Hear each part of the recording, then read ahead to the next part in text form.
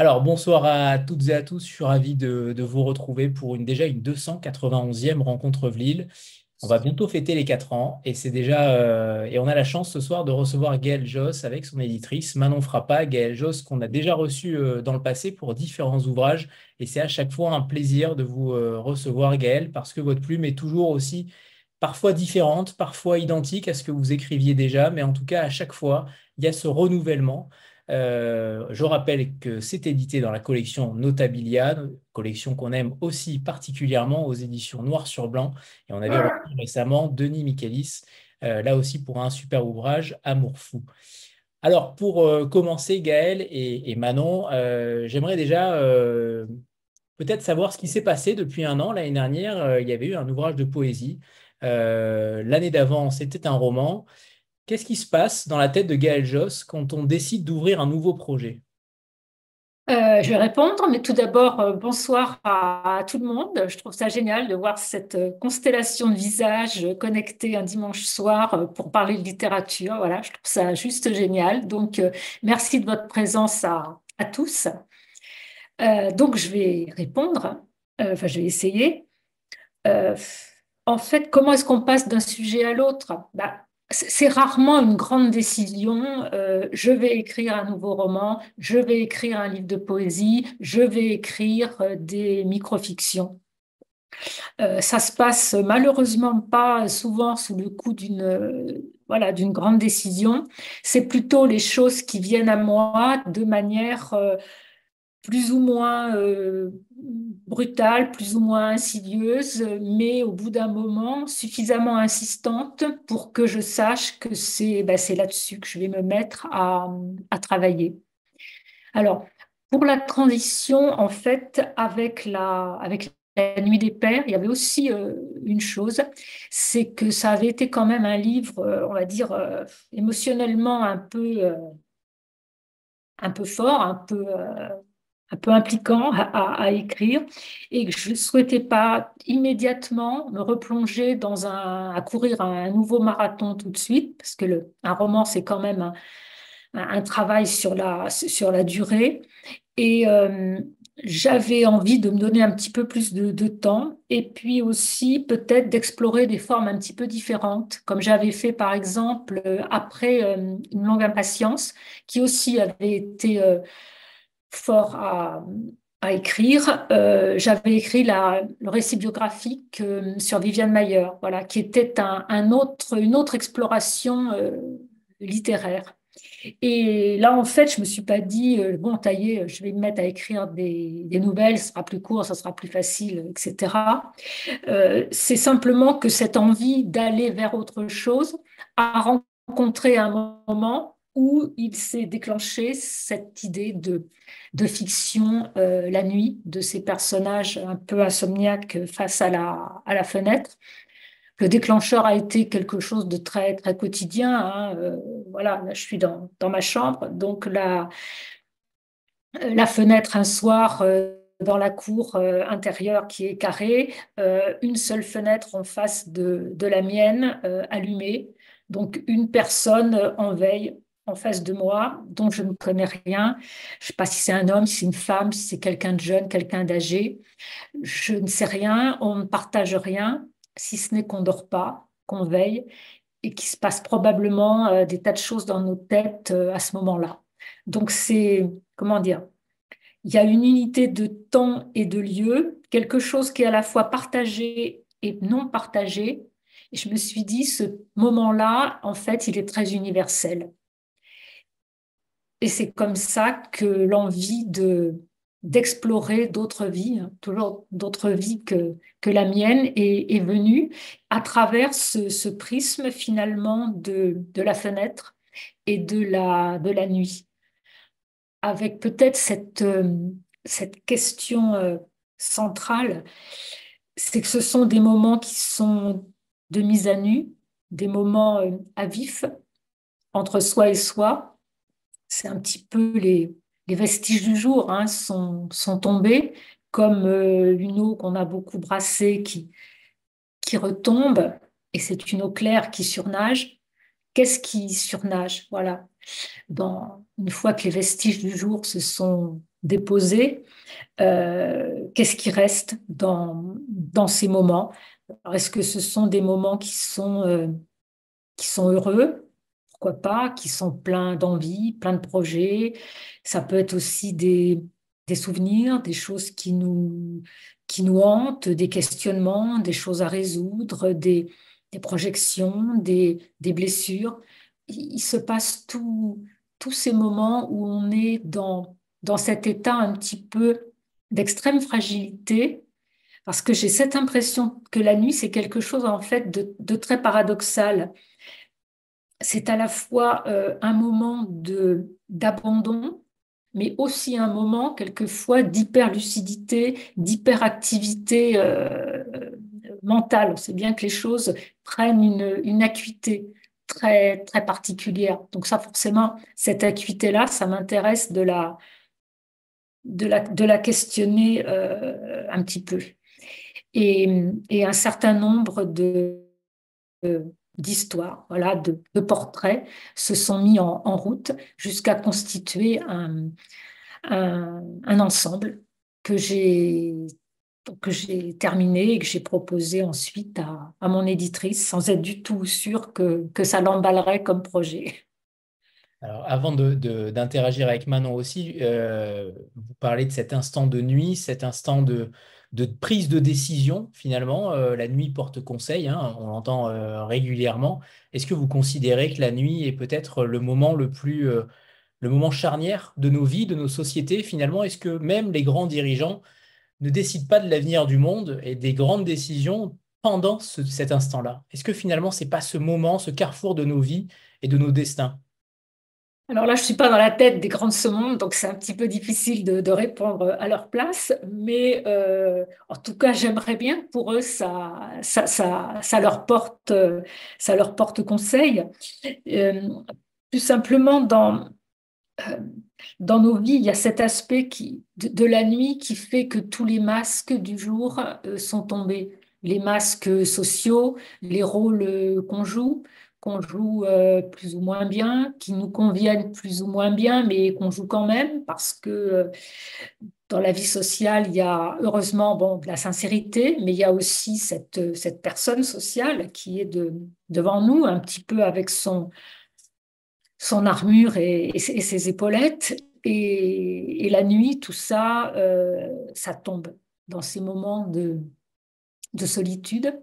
Et c'est là qu'il peut peut-être se passer des choses intéressantes et essentielles. Et je rebondis tout à l'heure par rapport à ce que vous avez dit au tout début. Vous disiez que après La Nuit des Pères, qui était un roman extrêmement difficile à accoucher, vous ne vouliez faire une pause entre guillemets, mais finalement celui-là, est-ce qu'il n'est pas encore plus intime? Est-ce qu'il n'est pas encore plus personnel de s'insérer, de s'immiscer dans chacune de ces vies-là? Il est extrêmement émouvant ce roman, ce roman, pardon. Ces micro-fictions, c'est extrêmement émouvant, c'est poignant, il y a beaucoup de choses à en dire, on en parlera évidemment tout à l'heure, mais est-ce que finalement celui-ci, il n'est pas encore plus intime en prenant autant de distance avec ces personnes? Euh, oui, peut-être finalement, parce que je crois qu'à partir du moment où on va écrire, où on se dit, bon, ça y est, j'y vais, j'y suis, c'est ça, on peut pas faire les choses à moitié en se disant là, je vais un peu émotionnellement me désengager parce que voilà, c'était compliqué. Il y a un moment où on est un peu rattrapé par le sujet et puis surtout, il y a des choses qui surgissent en cours d'écriture qui sont des choses fortes sur un plan intime et qui vont se trouver voilà, diffractées dans toutes ces vies auxquelles j'ai prêté ces moments-là. Je ne crois pas qu'on puisse voilà, décider en fait de garder la distance. La seule peut-être différence par rapport à l'écriture d'un roman, c'est sur ce format d'histoire finalement très courte. Alors, on les a appelées microfictions avec Manon. On ne voulait pas les appeler nouvelles parce que nouvelles, ça suppose quand même voilà, des textes qui font quelques dizaines de pages. Alors que là, on est quelquefois sur 4, 5, 6, euh, Quand 7 vous dites, pages. C'est ce format-là qui était, enfin, ça s'est écrit comme ça, et c'était pas non plus une décision, je vais faire de l'hyper court, mais d'arriver à trouver comment raconter la densité d'une vie, la sincérité, la nudité d'une vie en très peu de temps, très peu d'espace. Voilà. C'est ça que j'ai trouvé extrêmement peut-être difficile, mais en même temps très passionnant à faire. Comment faire des portraits avec des instantanés, voilà, en sachant que le personnage, on va passer quelques pages avec, mais il faut qu'on sente qu'on a quelque chose de vrai. Voilà, puisque je l'ai peut-être déjà dit, je ne sais pas si c'est à vous ou dans un autre contexte, mais moi, ce qui me passionne plus que les histoires, c'est les portraits. Et, et quand j'ai écrit sur Viviane Meyer, bah, c'était un petit peu venu de cette admiration que j'ai eue pour cette femme qui, en un cliché pris à la volée dans la rue, arrive à tout comprendre de l'histoire d'une vie. Voilà. Il y a ce qui est dans la photo et il y a tout ce qu'on devine autour. Donc cet art un peu de l'instantané qui raconte beaucoup, ça me fascine parce que ça peut avoir une très grande puissance, une très grande densité. Enfin, disons que c'est vers ce chemin-là, je ne sais pas si je suis arrivée, mais que j'ai essayé d'aller. vous y êtes arrivé, c'est le moins qu'on puisse dire. On en reparlera tout à l'heure de peut-être de votre côté extrêmement cruel de nous laisser avec autant d'histoires comme ça, qui finalement on a envie d'aller plus loin avec chacun d'eux. C'est terrible. Vous êtes quasiment une tortionnaire, cher Gaël. Voilà, c'est dit. Et il faut écrire la suite. Elle vous appartient. C'est ça. Maintenant, j'aimerais que vous nous parliez de quand Gaël vous a parlé de ce projet-là, comment tu l'as décortiqué, est-ce que tu l'as envisagé, est-ce que c'est signé Gaël Josse, donc forcément, on sait que ça va être de qualité, et donc on ne se pose pas forcément des questions sur le format, c'est pas forcément un format qui était prévu peut-être pour Notabilia, je sais pas, il me semble pas avoir vu un autre type de livre sur des nouvelles chez Notabilia, mais je me trompe peut-être. Comment tu avais envisagé les choses en recevant ce manuscrit? Alors, on a des recueils de nouvelles chez Notabilia, mais c'est très rare. Effectivement, c'était surtout des auteurs étrangers d'ailleurs. Euh, alors, autant pour Et recoudre le soleil, donc son recueil de poésie, là, évidemment, avant même de rentrer dans le projet, je me suis demandé, est-ce que je suis la bonne personne pour publier un recueil de poésie? Est-ce que Notabilia saura l'accompagner? Et je pense que je n'aurais jamais publié un recueil de poésie d'un auteur qui n'aurait pas été au catalogue, parce que ça aurait été très compliqué pour moi d'amener un auteur comme ça. Notabilia, c'est une collection de fiction. Bon. Fiction, ouais. Mais là, c'est intéressant parce que je pensais que ça éclairait aussi l'œuvre de Gaël d'une façon différente. Mais pour ce projet-là, honnêtement, je ne me suis pas posé la question du format a priori. C'est-à-dire, Gaël m'a dit, bah, je vais t'envoyer quelque chose, c'est un peu à part, tu verras, c'est des textes très courts, etc. Je me suis posé la question après, c'est-à-dire une fois qu'on conçoit l'objet, voilà, qu'est-ce qu'on crée autour de formats très courts. Mais quand j'ai lu le manuscrit, en fait, oui, ce sont des instantanés, ce n'est pas un roman. Gaël disait on a un peu mis du temps à trouver le terme de microfiction, mais c'est vrai que finalement, ça rappelle Geoffrey, même si on n'est pas dans un sans nuance de narrateur au jeu. Ici, on a des narrateurs différents, mais je pense qu'il y a ce même projet d'avec un dispositif commun, avec une mosaïque comme ça d'instantané, de créer un tout qui a une grande cohérence interne. Il y a un fil directeur qui fait que pour moi, le fait que voilà, ce soit des textes courts, finalement, moi, je peux le lire comme un seul livre, je peux le lire en suivant ce dispositif commun en une fois. Et surtout, j'ai trouvé que Gaël a parlé du portrait, mais que dans ces instantanés, ces drames ordinaires, qui est vraiment ce qu'elle travaille en littérature depuis de nombreux livres, on était complètement dans ce qu'elle fait de mieux. C'est-à-dire que moi, je trouvais que c'était un format qui était parfait pour Gaëlle, avec effectivement, comme elle le disait, des défis qui sont peut-être aussi des changes, mais c'est compliqué. Dans un roman, normalement, son personnage principal, on le construit peu à peu, on révèle des choses de lui, on l'étoffe, on l'amène, et puis on peut créer une intensité comme ça. Ce sont d'autres problématiques. Là, c'est tout l'inverse, c'est-à-dire sans en faire un cliché, sans grossir le trait pour que tout d'un coup, le lecteur puisse le voir apparaître, eh ben, il faut réussir à créer un moment qui va tout de suite captiver le lecteur, tout de suite faire comprendre l'intensité dramatique d'une situation. Et ça, je pense que c'est quelque chose que Gaëlle sait très, très, très bien faire. Et ce format-là, pour moi, c'était... Enfin, je ne me suis pas dit, ah zut, est-ce qu'on peut publier ce genre de choses? Ah ben non, clairement, clairement. Clairement. J'aimerais juste rebondir peut-être sur... tout à l'heure, on a parlé de la nuit, et c'est vrai que quand on regarde votre bibliographie, on est frappé par évidemment la nuit, mais tout ce qui se passe entre la nuit et le matin, que ce soit la nuit des pères, ce matin-là, une femme en contre-jour, là aussi, on pourrait avoir comment dire, des points communs avec ce regard par la fenêtre. Un été à quatre mains, là non, peut-être pas, mais quand même. L'ombre de nos nuits, Noces de neige, parce qu'il y a également un chapitre sur cette douceur que procure la neige, et les heures silencieuses. Il y a quand même beaucoup de livres qui font que il y a des thématiques communes qui vous animent. À quoi vous songez véritablement la nuit, Gaëlle? Qu'est-ce que vous faites la nuit? Quand je peux, je dors, franchement. C'est ce que je préfère faire quand c'est possible.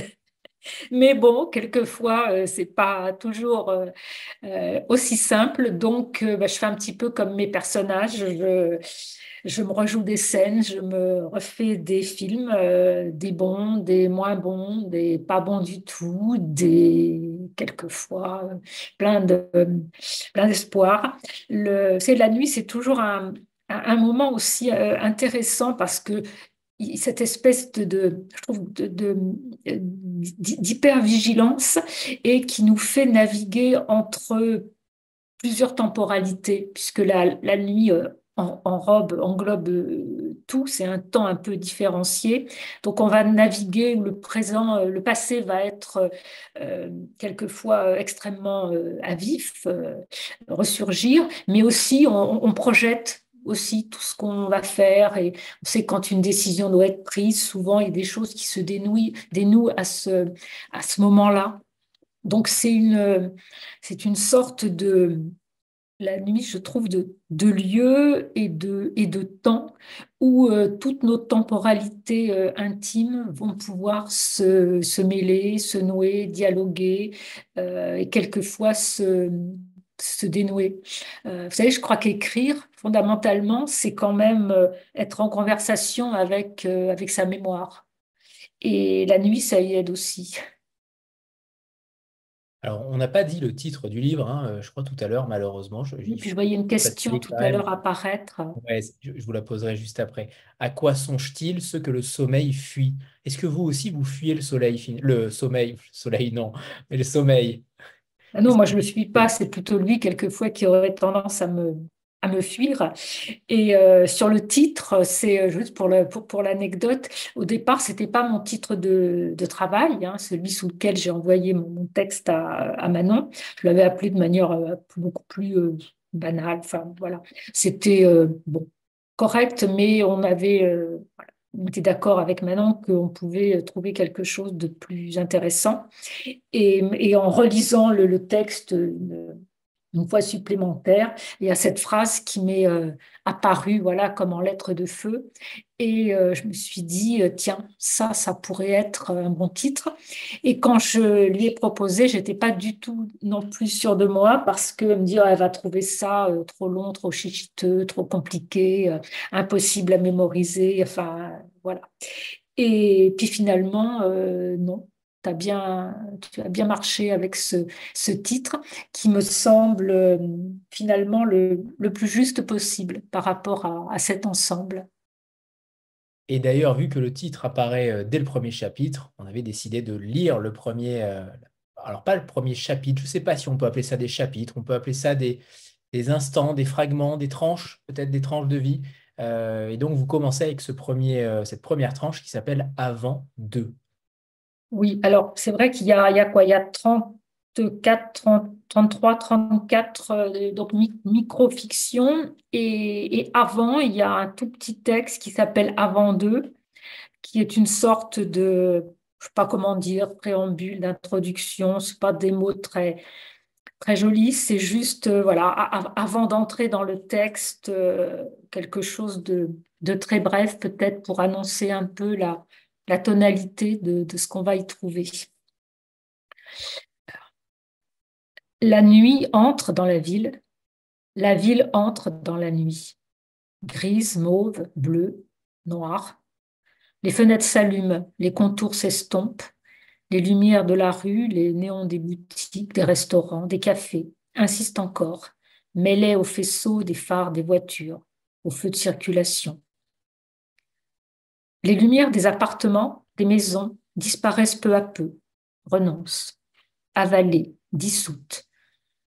L'heure de rendre les armes, de résister un peu, encore. Quelques éclats demeurent au milieu des heures profondes, en veille. Parfois, une silhouette immobile se détache sur le rectangle éclairé. À quoi songent-ils, tous ceux que le sommeil fuit? À quelle part de leur histoire, de leur mémoire? À quels absents parlent-ils en silence? Qu'attendent-ils? C'est l'heure des aveux, des regrets, des impatiences, des souvenirs, de l'attente. Ce sont les heures où le cœur tremble, où les corps se souviennent, peau à peau, avec la nuit. On ne triche plus. Ce sont les heures sentinelles de nos histoires, de nos petites victoires, de nos défaites. Ils ne sont plus que cela, une présence à la fenêtre, un dos, une nuque, un profil, une main qui écarte un rideau ou un doigt qui trace des initiales sur la buée d'une vitre. Une vie derrière la fenêtre, les lamelles du store écartées du bout des doigts. Nos nuits éveillées parlent d'étreinte, d'une silhouette évanouie, d'un geste retrouvé, de solitudes accrochées à notre cou, de voix murmurées, de la couleur d'un mur sur une île saturée de lumière, d'une phrase recopiée de carnet en carnet, de l'attente d'un appel, d'un mot qui n'a pas été dit, d'un prénom qui nous hante encore. Où es-tu maintenant? Face à la longue plaine qui peu à peu dévore, engloutit, demeure un point minuscule à la fenêtre, vigie immobile au milieu de la ville, incorporée à l'immensité de la nuit des hommes. Que racontent ces silhouettes silencieuses à la grande nuit bleue?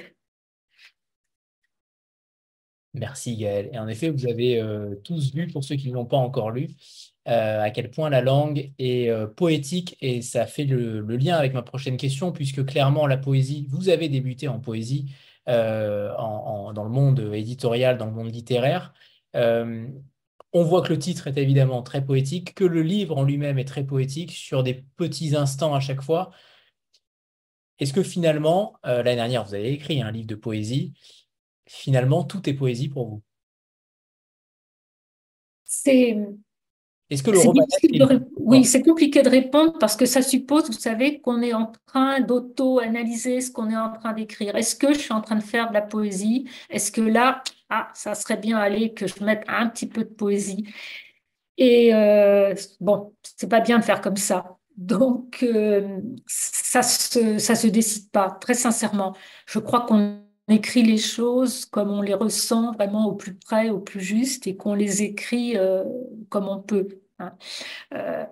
C'est Marianne Lafon, je la cite souvent, mais qui dit il y a le livre qu'on veut et le livre qu'on peut. Voilà. Donc, on essaie de faire les choses comme on arrive à les écrire.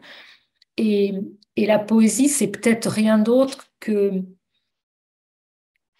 de se poser vraiment, de poser son regard sur les choses en essayant de les recevoir de la manière la plus simple possible, en se débarrassant un peu de toutes nos grilles de lecture, d'analyse, de tout ce qui parasite notre vie et nos pensées à longueur de journée, d'essayer de recevoir ce qui nous entoure, même les choses les plus simples, de la manière la plus nue possible, pour essayer d'en comprendre qu'est-ce qui nous est offert et d'essayer, avec les mots qu'on peut, de raconter ça.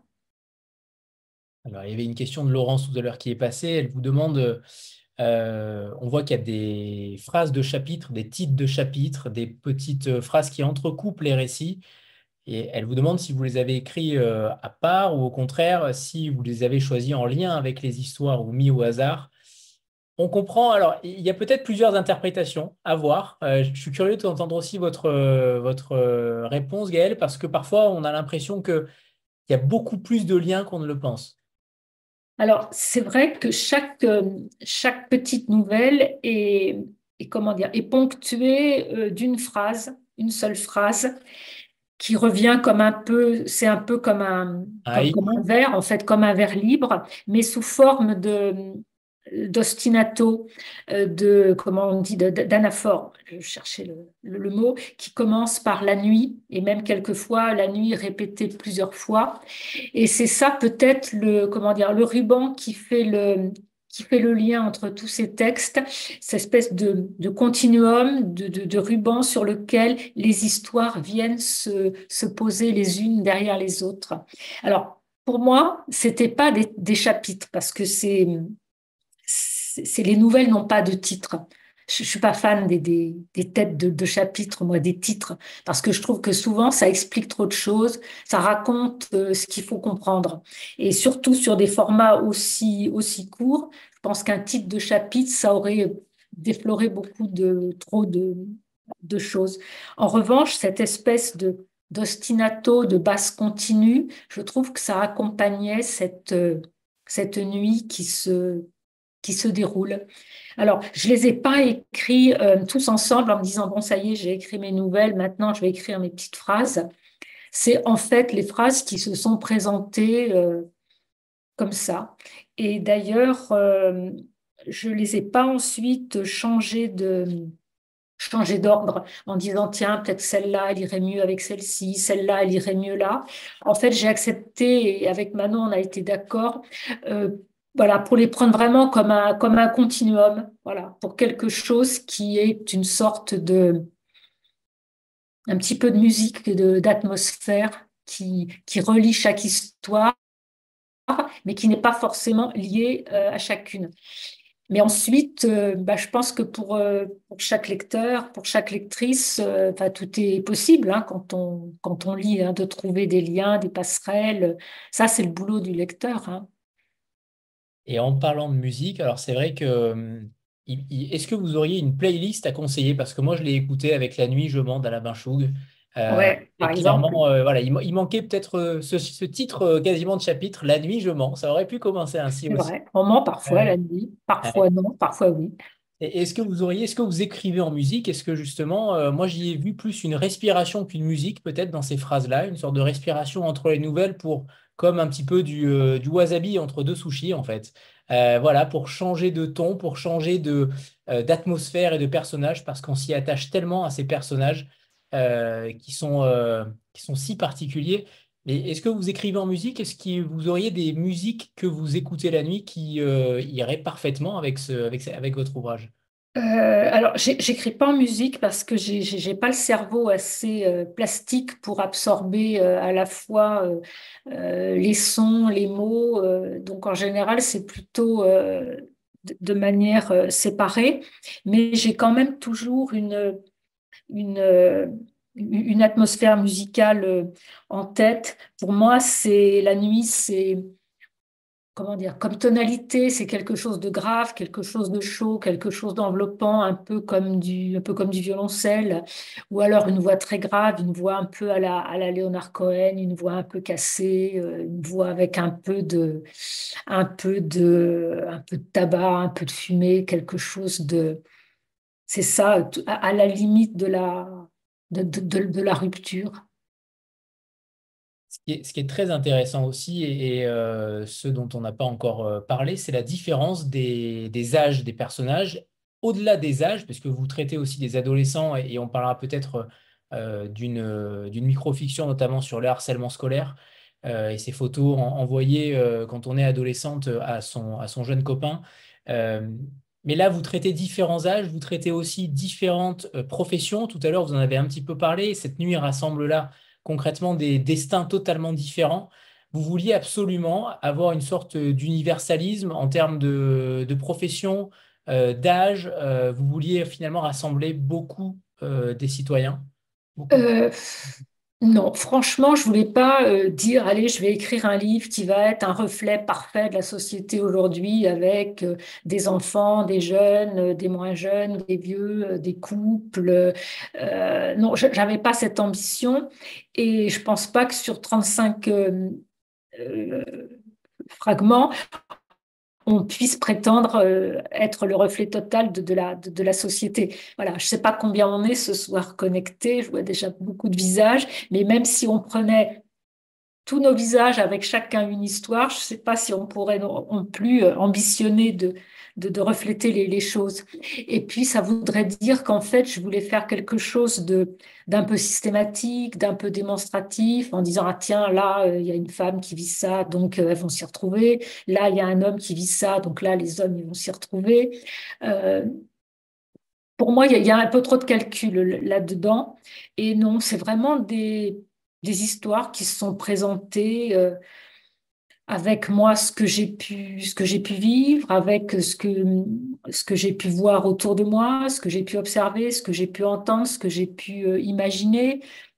Il y a quelquefois des personnages qui sont assez loin de moi, mais dans lesquels voilà, on va dire, j'ai mis des choses qui me sont très personnelles, mais non, j'avais pas du tout cette ambition sociale ou sociétale dans le livre. Vous savez, je crois que quand on veut démontrer quelque chose, ça casse un peu la, La peut-être poésie. La la poésie. spontanéité, la justesse, parce qu'on est en train de vouloir construire, de vouloir démontrer. Et souvent, les livres à message, ça fait pas toujours de la meilleure littérature, parce que ça peut être justement trop démonstratif et insuffisamment spontané ou émotionnel. Donc, j'ai pas calculé là. En tout cas, ce qui n'est peut-être pas calculé, ça se démontre clairement dans votre livre, notamment sur votre acuité sur le monde. On sent que vous avez une observation qui est quand même clinique, et ça fait peut-être lien avec votre passé de psychologue clinicienne, vous me direz, mais je trouve que vous avez un œil si pertinent et si précis sur les choses de notre quotidien qui est particulièrement fascinant. Est-ce que vous êtes, par exemple, assise dans un bar, vous avez observé des gens dans la nuit, hein, dans un bar, dans une soirée? Est-ce qu'au contraire, vous regardiez à votre fenêtre? Comment vous avez étudié tous ces personnages-là sur 34 tranches de vie? Est-ce que finalement, c'est votre observation qui a fait découler la littérature? Je sais pas si c'est vraiment l'observation. J'ai pas l'impression d'être la dame dans un coin là qui se met à l'écart et puis qui prend ses petites notes en disant niek, niek, niek, ça va me servir pour un bouquin. J'ai l'impression de vivre voilà comme tout le monde, de traverser les choses, mais ce que j'ai peut-être, c'est j'ai une très grande curiosité du monde. J'ai une très grande curiosité des autres. Alors, j'espère pas dans le sens intrusif, oui, et alors, mais plutôt comment dire, prêter attention. Voilà, je trouve, je suis curieuse de savoir ce que vivent les gens à côté de moi, comment ils vivent, comment ils sentent les choses, quelles sont leurs joies, quelles sont les difficultés, qu'est-ce qui les fait lever ce matin, qu'est-ce qui leur fait peur, qu'est-ce qui les fait souffrir. Euh, je suis voilà, attentive à ça. Et je pense aussi que je suis assez réceptive, un petit peu comme une grosse éponge hein, qui arriverait à capter et à absorber plein quelquefois de choses qui sont pas toujours dites, mais mais qu'intuitivement, on sent voilà, que là, il y a quelque chose. Et tout ça, ça rentre dans ma vie, ça se mélange à la mienne. Et puis, il y a des éléments qui, à un moment, demandent à s'écrire. Est-ce que vous avez songé, au fil de l'écriture, à créer une sorte de fil rouge ou des liens, en tout cas, pour ces destins qui se rejoignaient? Est-ce qu'il y a eu cette petite tentation ou pas? Ou au contraire, vous vouliez Ah, cadenasser véritablement les personnages et éviter, contrairement à beaucoup de romans notamment, où on voit que très bien les destins s'entremêlent, là pour le coup, aucun d'entre eux ne s'entremêle, mais en réalité, peut-être qu'on pourrait faire des liens entre certaines tranches de vie. Il y a peut-être une évolution pour certains que l'auteur voit, mais que le lecteur peut ne pas forcément voir. Euh, écoutez, j'ai pas du tout volontairement cherché à faire des effets d'écho ou de miroir ou de mise en abîme en disant tiens, celui-là, il pourrait se poursuivre là. Non, j'ai pas été aussi calculatrice, hein, là, vous me prêtez je plaisante, non, j'ai pas eu cette.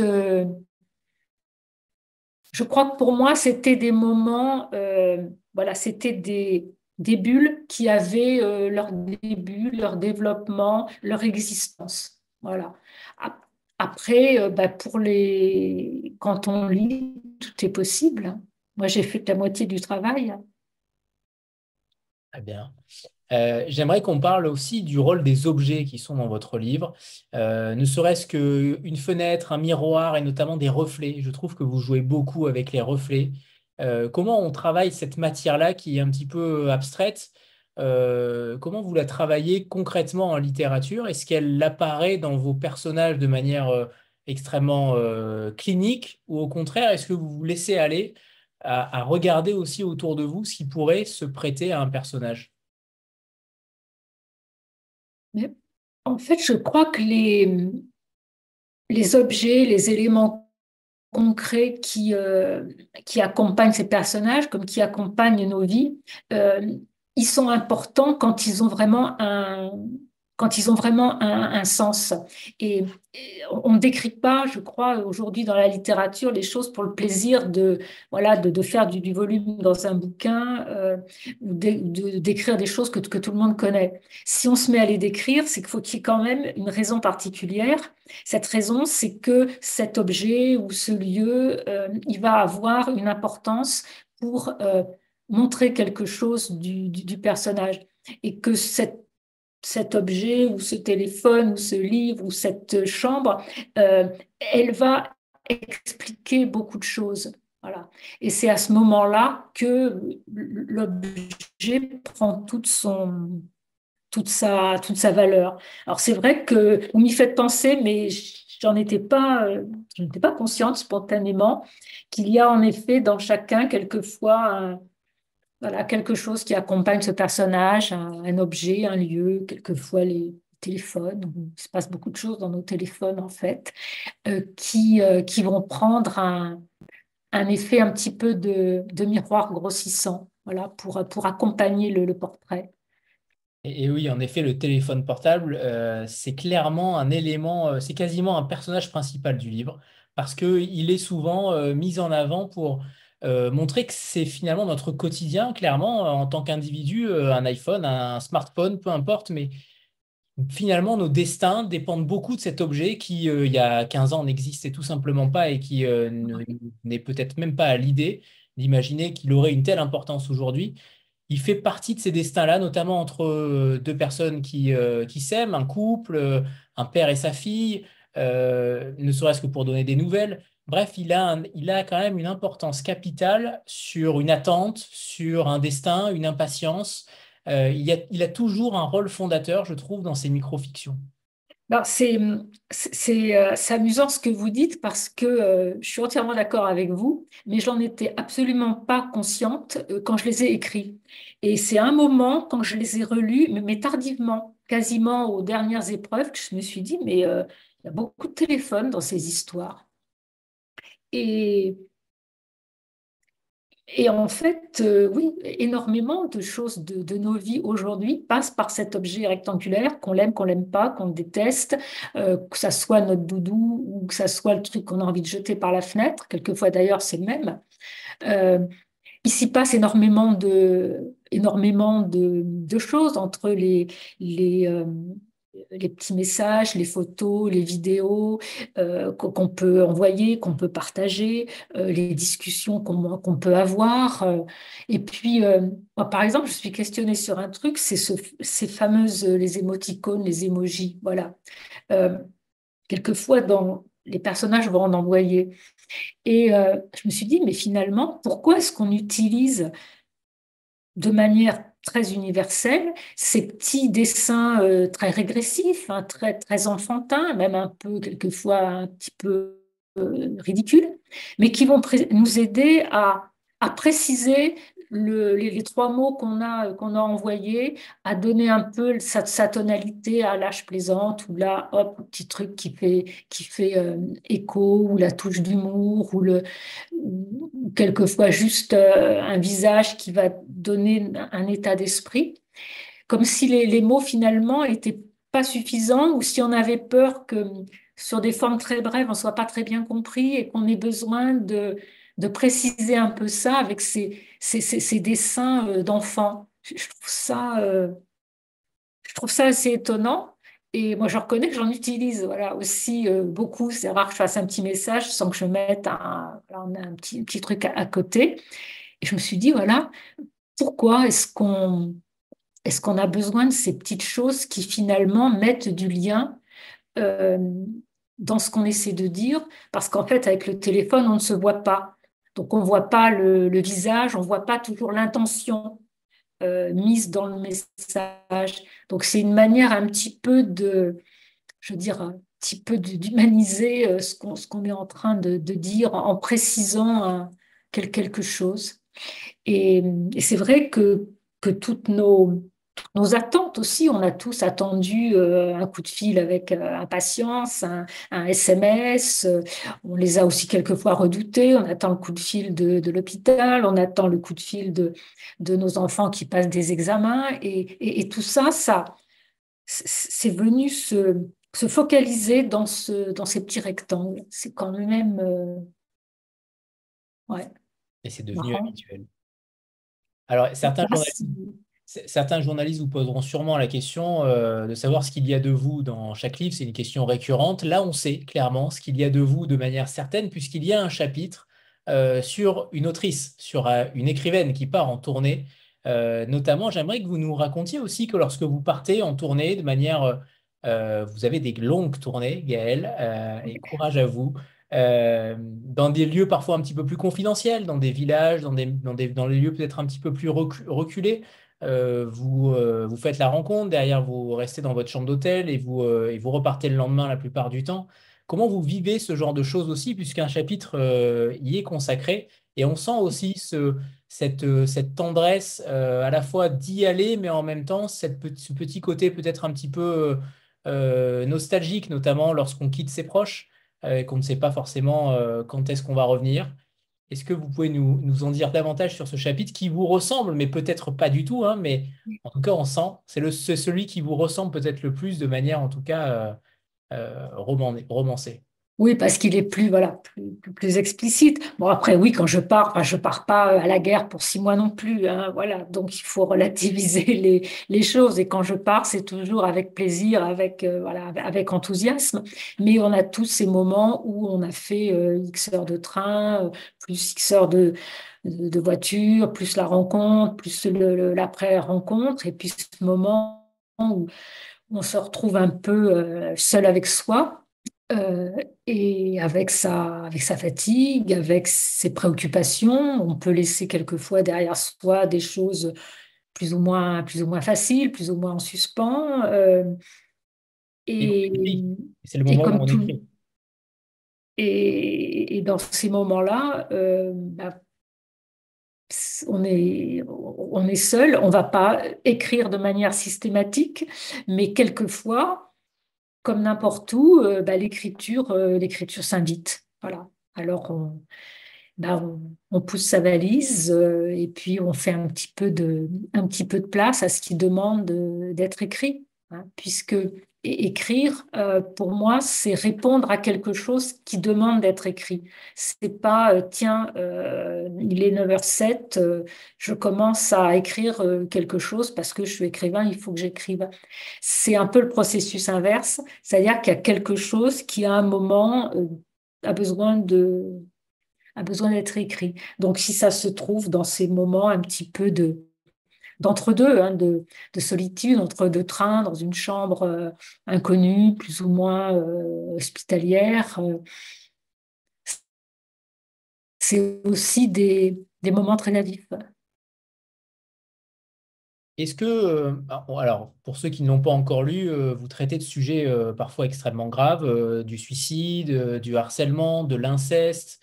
Il y a des scènes extrêmement difficiles, alors pas forcément dans la description des choses, hein, bien sûr, mais comme est Marie-Hélène Lafont, vous avez souvent une écriture en creux, quelque chose qui vient s'immiscer de manière extrêmement directe, sans en dire beaucoup. Est-ce que finalement, la littérature, pour vous, elle s'inscrit dans le drame? Parce qu'ils sont nombreux, les drames, finalement, dans ces micro-fictions. Il y a quelques micro-fictions qui s'ouvrent, entre guillemets, de manière positive, mais elles sont moins nombreuses que les drames. Je me suis posé cette question, si des fantômes vous convoquaient, finalement, est-ce que les drames sont ce qui vous anime aussi en littérature? C'est c'est un peu difficile peut-être de dire ça comme ça, parce que ça voudrait dire qu'on utilise le drame pour faire des bouquins, pour faire de la littérature, alors que c'est peut-être un petit peu l'inverse. Euh, je pense simplement que la littérature, elle est là pour refléter nos vies et pour aller le plus loin possible dans ce qu'on peut explorer de nos vies, dans ce qu'on peut en dire, et que on se trouve souvent, en effet, confronté à des choses qui sont difficiles, voire tragiques, voire dramatiques, voire insoutenables, et que si la littérature ne va pas sur ces terrains-là, euh, ça sert à rien de raconter des histoires pour faire joli, de prendre des petits personnages, de les bouger comme ça, de leur faire faire trois petits tours. Si on n'essaie pas un peu d'aller dans le dur de nos vies, de dire quelque chose de nos vies et de ce qu'on comprend des vies autour de nous, euh, quel intérêt? Mais quelquefois, il y a aussi des choses heureuses à raconter, heureusement.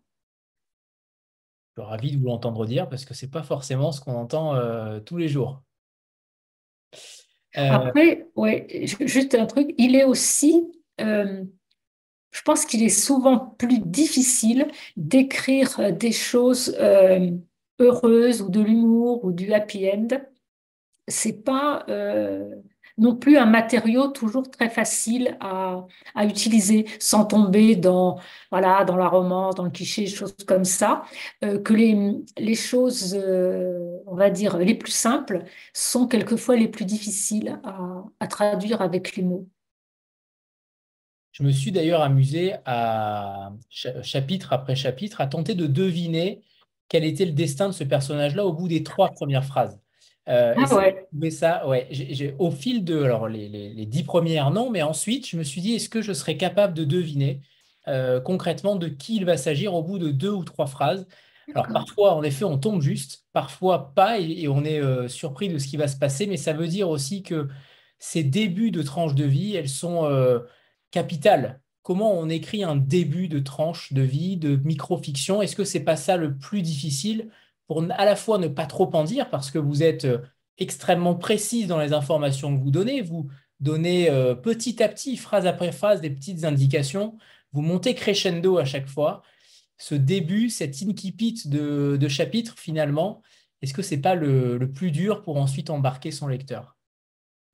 Je sais pas. Par contre, ce qui me fait plaisir d'entendre, c'est que quelquefois, vous vous attendiez pas, voilà, Ah, que j'ai pas du réussi quand tout. même à vous surprendre. Et ça, c'est quand même ça me fait plaisir parce que si au bout de deux phrases, on avait tout compris de ce qui allait se passer, ça voudrait dire que bon, voilà, ce que j'écris, ça a un petit peu téléphoné, un petit peu attendu.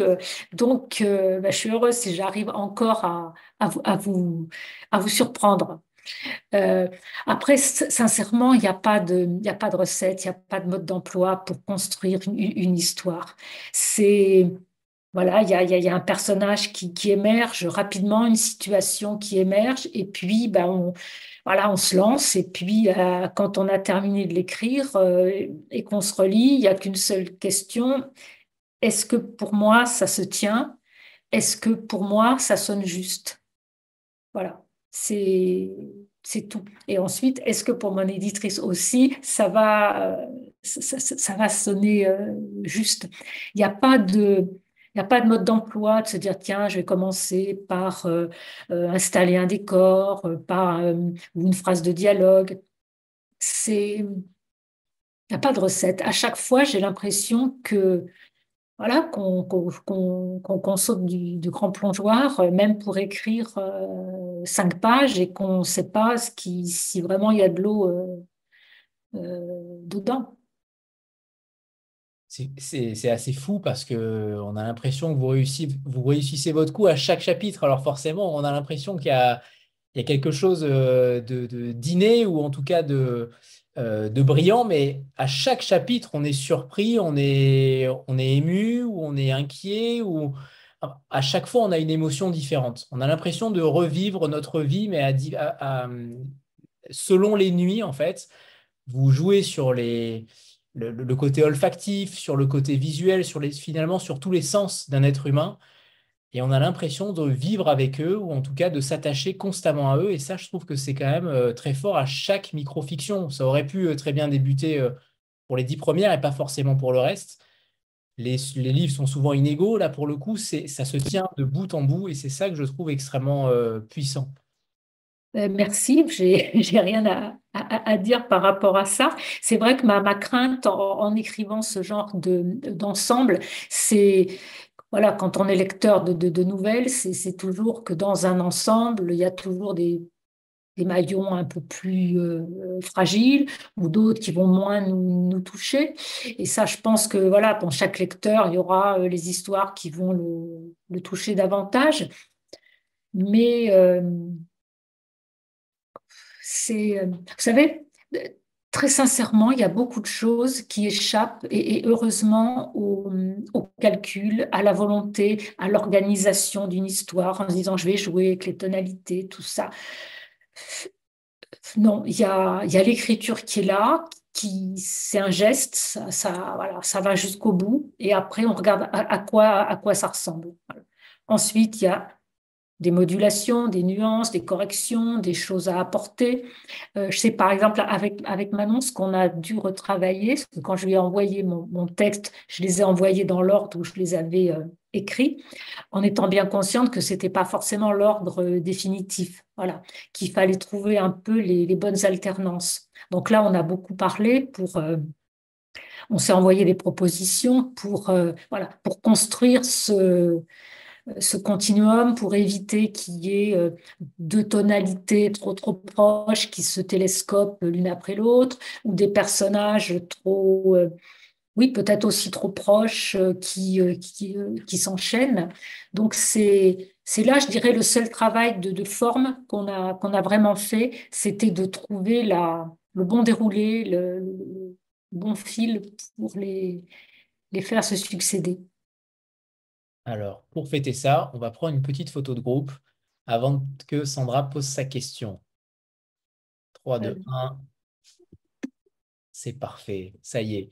Sandra, c'est à toi. Alors, où est Sandra? Attendez, elle doit être sur l'autre page. Je suis là, Gaëlle, je suis là. Je ne sais pas si vous me voyez. Euh, Bonsoir. Ça arrive. Logiquement, elle est à la Bonsoir, page principale. Anthony, non? Ça y est, Sandra. Il faut que tu parles pour être à Oui, l'écoute. oui, oui, oui, oui, tout à fait. Oui, voilà, oui, oui, si, je Voilà, vous vois, voilà. Très bien. c'est Voilà. bon. Donc bonsoir Gaëlle, bonsoir Manon et bonsoir tout le monde aussi. En lisant moi, progressivement et sur certaines microfictions, j'avais cette sensation de pouvoir voir l'histoire qui se déroulait sous mes yeux avec vos mots en une forme de court-métrage en fait. Je pourrais très bien finalement, enfin certaines, j'avais vraiment envie ou l'impression qu'elles pouvaient tout à fait se retrouver sous la forme d'un court-métrage cinématographique. Tout à l'heure, vous parliez de la fenêtre vers laquelle vous avez vu justement cette fenêtre allumée. Ça m'a fait penser à la caméra d'un réalisateur. Est-ce que vous avez, travaillé de cette manière-là? C'est-à-dire, est-ce que vous êtes projeté en image autour de chacune de vos histoires, de vos courtes histoires? Et ma deuxième question, c'est est-ce que si jamais on vous proposait, hein, par hasard, hein, de construire un court-métrage à partir d'une de ces micro-fictions, est-ce que c'est quelque chose que vous aimeriez ou est-ce que, d'après vous, ça doit s'arrêter aux mots tels que vous les utilisez si bien? Parce que c'est franchement extrêmement beau et extrêmement juste voilà, dans la sensibilité au monde. Voilà mes deux questions en une. Alors, merci, je vais essayer d'y répondre. Bah, en fait, je crois que avant l'écriture, il y a un film mental, il y a il y a les choses qui se visualisent, il y a quelque chose, il y a une scène qui se déroule. Il est évident que j'ai mon film pour chacune des histoires. Et qu'à un moment, cette espèce de chose mentale qui est comme pour tous les romans d'ailleurs, ce film intérieur, à un moment, il demande à ne plus être intérieur, mais à être écrit. Voilà. Et l'écriture, c'est pas forcément juste un copier-coller de ce qu'on a dans la tête, parce que l'écriture amène aussi d'autres choses, des choses quelquefois qui fonctionnent pas, des choses nouvelles qui apparaissent. Puis l'écriture se nourrit en plus d'elle-même, mais il y a toujours en effet un scénario intérieur qui se déroule avec des choses extrêmement visuelles. Alors, pour le court-métrage, ouais, je trouverais ça vachement intéressant, oui. Alors, oui, parce que c'est... Alors, il se peut que ça soit un univers qui soit très loin du mien ou de ce que j'avais imaginé, mais ça peut être intéressant de le confronter, Pourquoi pas, oui, moi je reste ouverte là-dessus, oui. Oui, oui, ça peut être intéressant de voir quel imaginaire ce que j'ai écrit va mettre en route. Ouais. Et moi, j'ai beaucoup pensé à des Polaroids. Alors, ça fait peut-être le lien avec Viviane Mayer.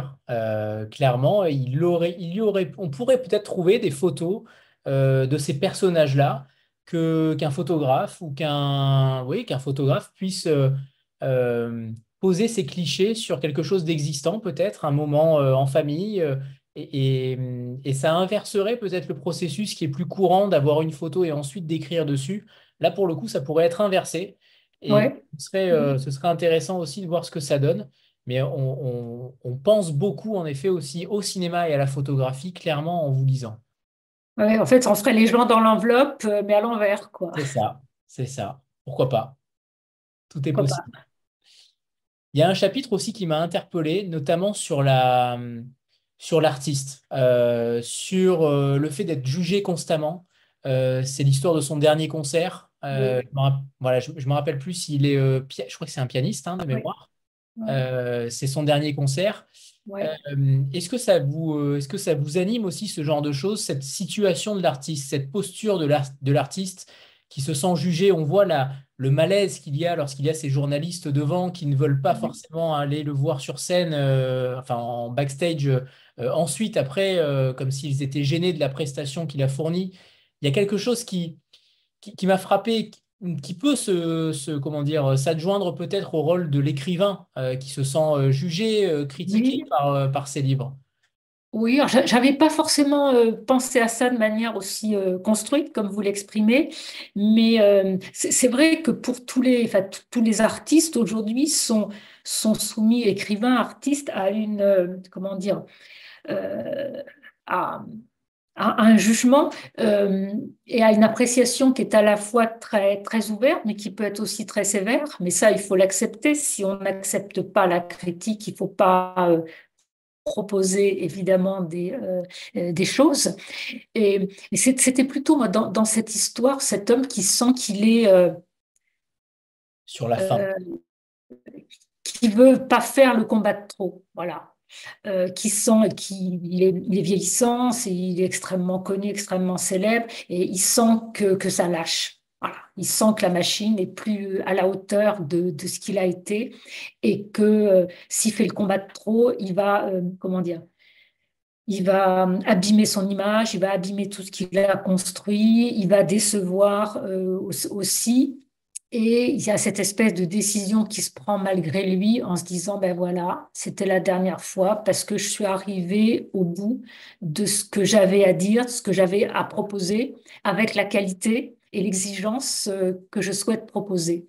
Et je pense que c'est quelque chose qui se pose aussi dans toutes les disciplines artistiques et aussi pour les écrivains. On se dit toujours, ben voilà, il faudra essayer de ne pas faire le livre de trop, le livre où on tire un peu, voilà, où on sent que l'inspiration est plus tout à fait là, mais qu'on fait quand même le bouquin. Et à quel moment il faut avoir et accepter que peut-être on a peut-être plus rien à dire ou plus rien à apporter avec la qualité qu'on voudrait y mettre. Et je pense que ça doit être quelque chose de très grave et à la fois très déchirant de se dire, voilà, je suis arrivée au bout de ce que j'avais à dire. C'est pas le livre de trop, hein, celui-ci, hein. Là, concrètement, non. Non, non, ça c'est sûr que non. Il y a une phrase que j'ai trouvée, il y a beaucoup de phrases que j'ai trouvées magnifiques, entre guillemets magnifiques, parce que certaines sont extrêmement dures, mais je vous la cite, les pires bourreaux sont ceux qui s'y reprennent à plusieurs fois. Elle est terrible cette phrase, et en même temps elle veut dire beaucoup, il y a beaucoup de peut-être de sous-entendus aussi. Comment on explique une telle phrase? Oui, bah là, c'est l'histoire d'une rupture amoureuse et voilà, Elle pourrait s'appliquer à tellement de choses cette finalement. jeune femme, oui, qui a pris la décision de quitter voilà, son ami, son compagnon. Elle se dit qu'il faut le faire, il faut trancher en une seule fois, parce qu'en effet, il n'y a rien de pire que, voilà, que les situations qui s'effilochent, quand on y croit encore, qu'on pense que ça va peut-être encore pouvoir fonctionner, qu'on a aussi peut-être peur de faire de la peine, mais que en s'y reprenant comme ça, on fait peut-être encore plus de peine et que oui, les pires bourreaux finalement sont peut-être ceux qui n'osent pas faire les choses de manière nette. Même si ça paraît plus cruel, c'est peut-être finalement plus humain. Très bien. Alors justement, en parlant de cruauté, je parlais tout à l'heure de cruauté parce que vous nous laissiez avec des personnages là et on a envie d'en savoir plus clairement. Et vous avez évoqué tout à l'heure l'idée d'un tome 2, hein. J'ai bien entendu. Est-ce qu'il y a un avenir à ces personnages-là? Est-ce que par exemple, potentiellement, un des personnages pourrait être l'objet d'un futur roman, de quelque chose de plus isolé? Est-ce que l'un d'entre eux vous a, en écrivant peut-être, vous a touché plus qu'un autre? Est-ce qu'il y en a un ou plusieurs Ouais. avec lesquels vous vous sentez extrêmement proche et que vous avez envie de peut-être de donner une seconde vie? Pour l'instant, c'est pas le cas. C'est marrant. Pour l'instant, c'est pas le cas. C'est vrai on pourrait dire que c'est voilà autant de débuts de roman peut-être, mais sincèrement non, j'en envisage pas. Vous savez le rhizome, là, le truc qui hop un jour va ressurgir, mais il faut jamais dire jamais. Et avec le temps, je sais pas, peut-être qu'il y en a un où je vais me dire tiens, tiens c'est marrant, je l'ouvre par hasard et je tombe sur cette phrase, les pires bourreaux sont ceux qui s'y reprennent à plusieurs fois. Le hasard. Voilà, le hasard. Et voilà, donc pour l'instant, non, c'est pas prévu qu'il y ait une deuxième saison pour certains des personnages. Et d'ailleurs, est-ce que... alors moi, j'ai peut-être un petit regret quand je vous ai lu, c'est que j'ai lu tout d'un coup. Et finalement, je me demande si on ne devrait pas vous lire chaque jour, une microfiction chaque jour pour que les personnages, on puisse les habiter à un moment donné de lecture et qu'ensuite on puisse s'en libérer aussi parce qu'ils sont extrêmement puissants. Je ne sais pas si vous avez un conseil peut-être de lecture ou comment vous imaginiez que le lecteur puisse le lire, mais c'est vrai que j'ai envie de refaire l'expérience et en vous lisant chaque jour. Bon, vous savez, je n'ai pas de conseils à donner hein, sur rien et à personne. Le livre, voilà,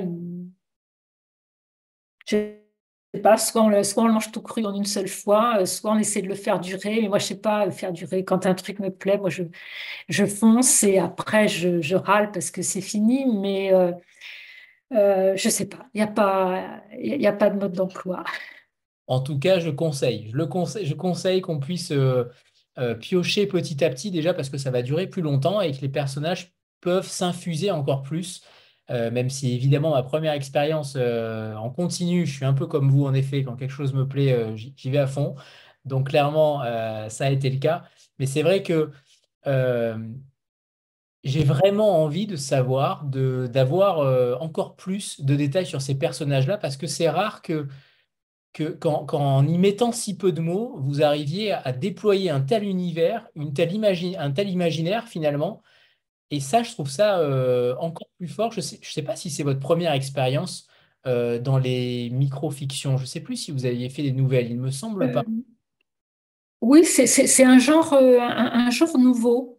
C'est un genre que j'avais pas exploré. J'avais écrit des fragments une fois sur la voix, mais c'était plutôt des petits récits, c'était des histoires de voix, mais ça n'a rien à voir. Là, c'est beaucoup plus narratif, beaucoup plus incarné.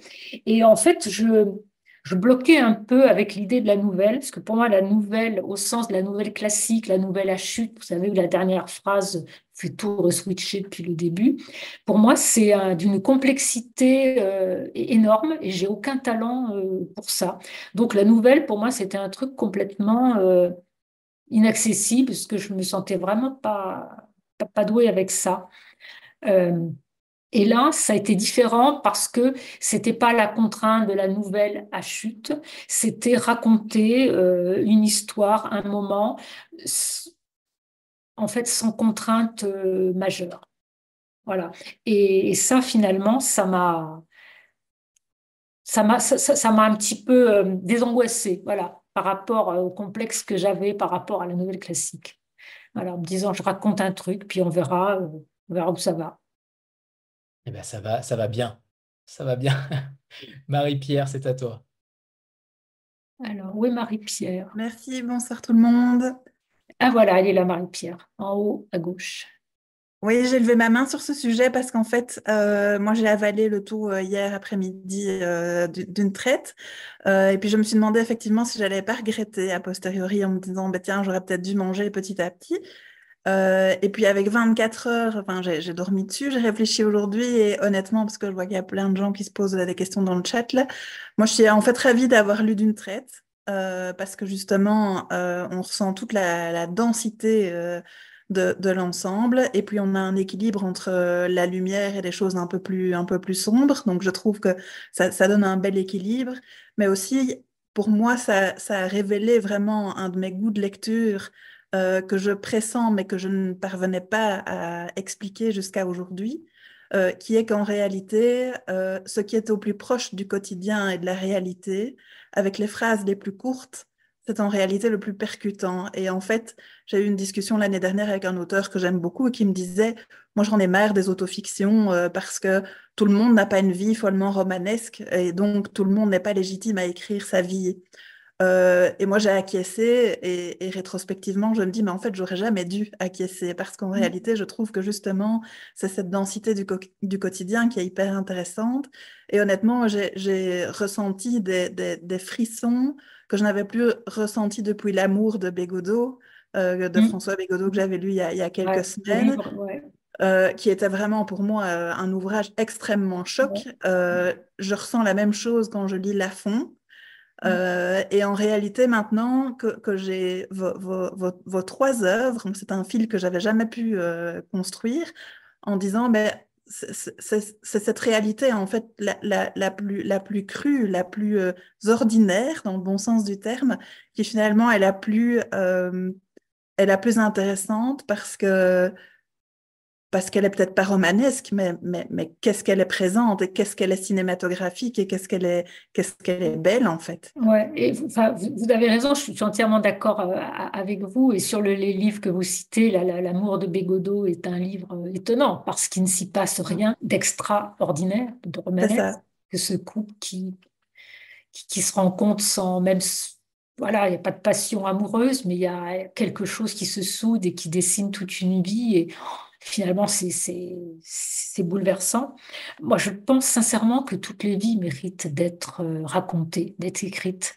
Qu'il n'y a pas que les héros sur leur cheval blanc, qui font des choses extraordinaires dans le monde et qui sauvent l'humanité, qui méritent d'être racontés.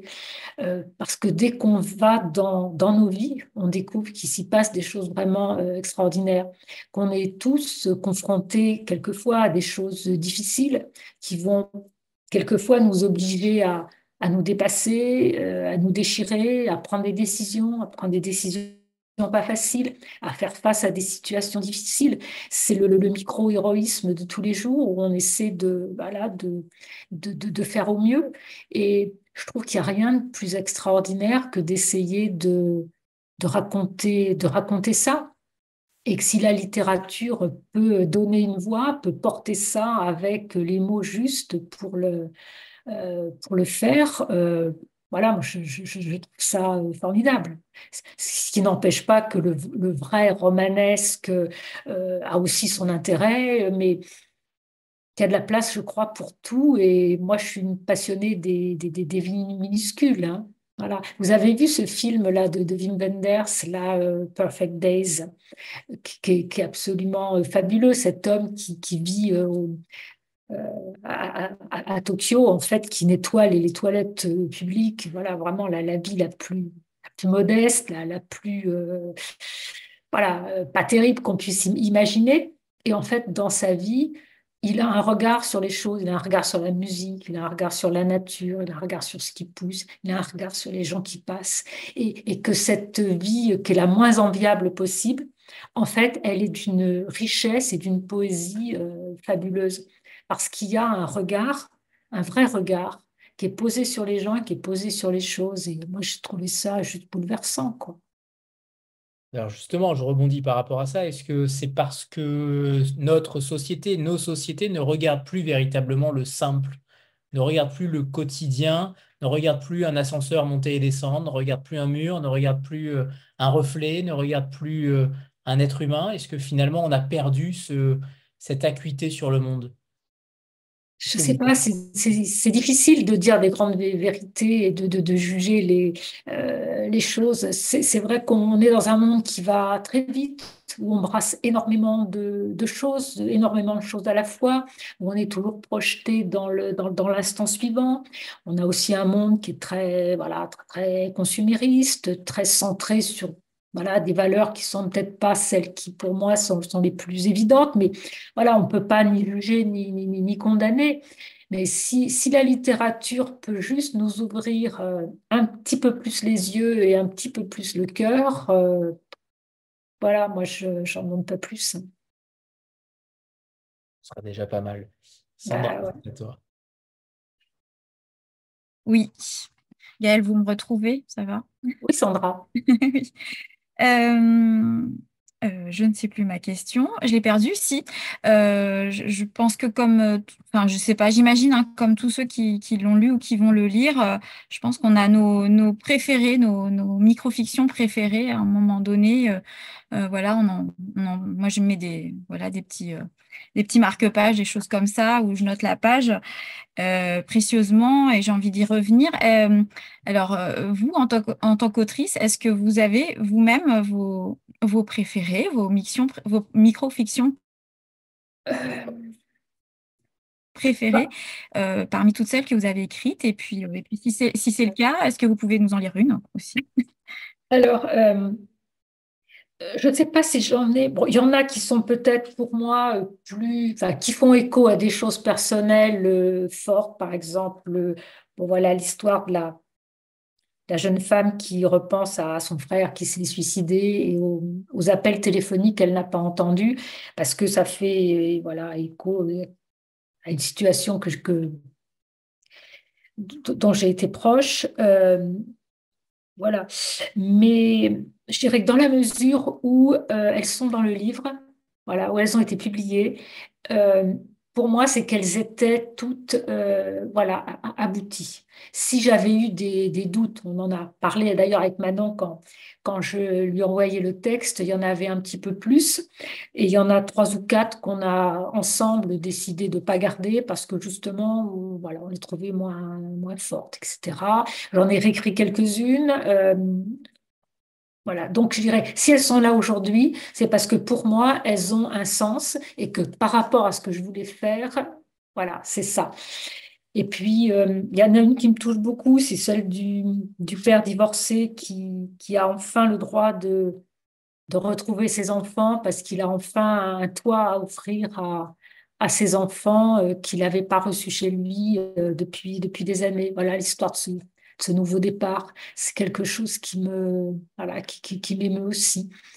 Alors, moi, je veux bien vous en lire une, mais je crois que Anthony m'avait fléché Un le petit peu, travail un petit peu. parce que on va en prendre une qui est très courte parce que vous êtes peut-être un petit peu faim ou du monde qui vous attend.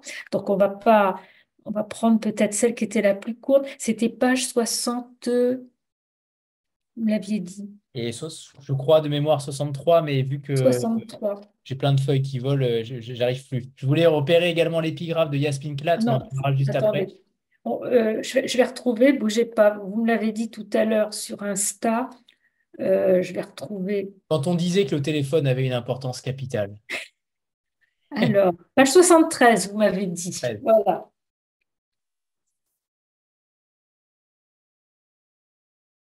Alors, en effet, ça doit être la plus courte. Elle est vraiment très courte. Elle ne peut se détacher de la vitre. Elle n'a pas osé ouvrir malgré la chaleur. Peur de faire du bruit, d'attirer leur attention et de les faire fuir, comme des chats craintifs, comme des oiseaux. Ils sortent du café d'en face. Ils sont presque les derniers. Seules 2 ou 3 tables paraissent encore occupées à l'intérieur. La terrasse s'est vidée. Ils ont fait quelques pas sur le trottoir, sans hâte, serrés l'un contre l'autre. Ils ont attendu de sortir du halo du café. Elle porte une jupe courte en tissu foncé qui fait paraître ses jambes très blanches. Lui porte un pantalon en poil et un t-shirt noir. Et ce sont ses bras qui paraissent très clairs. Ils s'arrêtent, se tournent l'un vers l'autre avec lenteur, avec une infinie lenteur, comme s'ils pivotaient juste sur leurs pieds au ralenti. Et ils s'embrassent. Ses bras forment un cercle blanc autour de ses épaules. Et à côté d'eux, rien d'autre que l'obscurité de ce trottoir désert. Derrière la fenêtre, elle n'a pas bougé. Elle a envie d'ouvrir, de respirer l'air tiède, mais elle attend. Elle les regarde encore. Elle pense à cette chanson.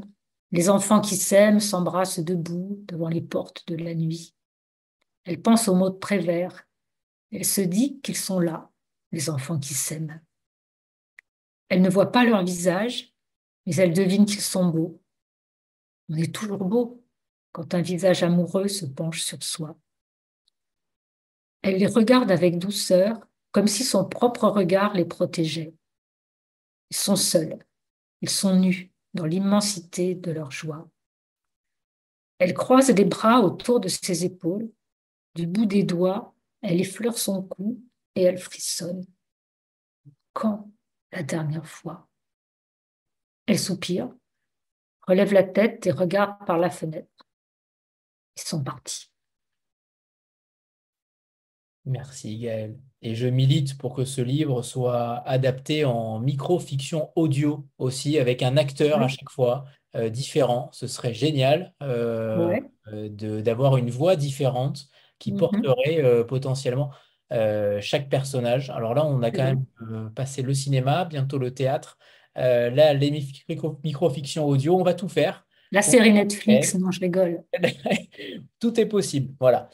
J'aimerais que vous nous lisiez peut-être l'épigraphe de Yasmine Klatt. J'ai trouvé la phrase magnifique. Alors, je n'arrive plus à la retrouver parce que les feuilles sont partout, mais elle en dit beaucoup aussi. J'aimerais que vous nous parliez Oui. peut-être d'elle. Elle en dit beaucoup sur ce livre aussi. Oui, alors c'est vrai que j'aime bien mettre une petite phrase en exergue au tout début. Alors c'est pas juste de la coquetterie, mais quand je lis et que je tombe dans un livre sur la phrase qui fait juste écho à ce que je suis en train d'écrire, je trouve ça génial. Et j'aime bien voilà, ces compagnonnages, ces livres qui se répondent l'un et l'autre. Et là, c'était dans un livre qui s'appelle La Dame d'Alexandrie, aux très jolies éditions Élisade. Et je suis donc tombée sur cette phrase. La seule chose dont je me souvienne avec acuité, c'est cette phrase qu'il avait prononcée. Vous savez, les gens ont l'air d'aller bien, mais chacun de nous a sa nuit. Ça m'avait semblé, ben voilà, Évidemment. raconter ce que j'allais raconter. Évident. Alors, il y a Rosemary qui demande si le récit est toujours à la troisième personne. Pas toujours. Euh, non, il y en a. Non, ils sont à la troisième personne et il y a une nouvelle centrale qui est un peu plus longue, qui est un peu une vraie nouvelle, qui elle est racontée à la première personne, ce qui m'est aussi plus personnel. Et il me semble même que les micro-fictions par des enfants sont aussi à la première personne, mais j'ai un doute. Mais j'ai un doute, peut-être. Notamment sur l'adolescente de 14 ans. Euh, Il non, me elle est à la troisième personne troisième aussi. personne? Ah, ok. Bah, Ouais, c'était tellement puissant que j'ai eu l'impression que c'était à la première personne. la sale gamine. Salgamine, oui, Salgamine, mais il y a en effet des comportements différents dans les personnages que vous utilisez. Certains sont plus effacés, d'autres beaucoup plus volubiles. Est-ce que finalement vous choisissez ou est-ce qu'au contraire vous vous laissez dépasser par ce que sont ces personnages-là? Non, ça s'écrit comme ça s'écrit. Je suis désolée, c'est un peu bête comme réponse, mais voilà, le personnage, il avance, il est plus ou moins bavard, plus ou moins sympathique, plus ou moins extraverti, plus ou moins, voilà, il s'écrit et je me répète, je suis désolée, mais c'est quand on relit qu'on se dit, bah, ouais, voilà, ça se tient, ou au contraire, bah non, là, ça se tient pas. C'est tout. Parfait, très bien. Merci Gaël. Alors je ne sais pas si certains ont d'autres questions. Apparemment, ça y est, On a dit beaucoup de choses. on dit beaucoup de choses. On a dit beaucoup de choses. Dans tous Puis les l'heure de cas, l'apéritif est presque dépassée là maintenant. c'est ça, c'est ça. On va vous remercier infiniment, Manon et Gaël. C'est toujours un plaisir de discuter avec vous parce que vos livres sont sujets à cela. On a envie d'en discuter longtemps et d'en dire beaucoup parce qu'ils sont évidemment extrêmement bien écrits et que vous utilisez toujours des moyens pour nous créer un imaginaire. Et là, pour le coup, clairement, l'imaginaire, il est là, tout en étant aussi dans le quotidien. C'est ça que je trouve très fort aussi, c'est que vous touchez à nos quotidiens tout en touchant à la fiction. Et là, ce sont des micro-fictions, certes, mais elles en disent beaucoup plus que certaines fictions qui sont très longues et parfois très douloureuses. Là, pour le coup, en quelques mots, vous arrivez à nous toucher et c'est peut-être ça le plus important lorsqu'on lit un de vos livres. Merci infiniment, Gaël. Merci. C'est moi qui vous remercie. Je trouve ça formidable de voir tous vos visages là qui sont là. Je trouve ça juste top. Voilà. Donc merci d'avoir été si nombreux pour voilà, partager ce moment. Merci. Merci à vous, Gaël. Merci, Merci. Manon. Merci à tous et on se Merci. retrouve dimanche prochain pour une nouvelle rencontre. Et là, ça sera direction le true crime. Ça sera autre chose. Voilà. Qui pourra peut-être faire l'objet d'une autre microfiction. Voilà. Merci Anthony. Et bravo pour ce que vous faites. Merci Gaël. Merci, bonne Bonne soirée. soirée à Au tous. revoir tout le monde. À bientôt. Au revoir.